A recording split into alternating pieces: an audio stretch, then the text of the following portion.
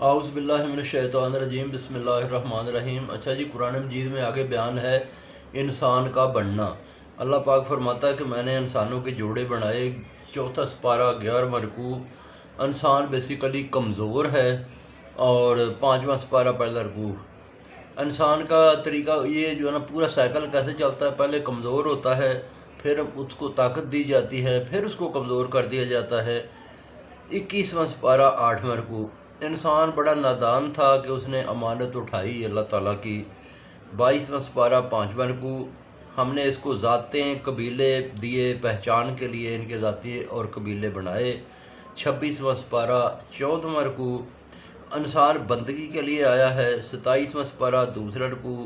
یہ نر اور مادہ کا بوند ٹپکانا، کہ بوند ٹپکتی ہے تو اس سے انسانوں کو ہم بناتے ہیں۔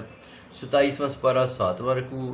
اور ساتھ ہی آگے بیان ہے کہ کیا تم بناتے ہو یا ہم بناتے ہیں۔ بعض اوقات دیکھا لوگ شادی کرتے ہیں، ساری عمر بچے ہی نہیں ہوتے، تو یہ بھی ضروری نہیں کہ اللہ تعالیٰ کے ہر شادی شدہ کے ہاں بچے پیدا ہوں۔ اللہ تعالیٰ انسان کو بناتا ہے۔ 27واں سپارہ چوتھا رکوع۔ انسان مکمل آزاد نہیں۔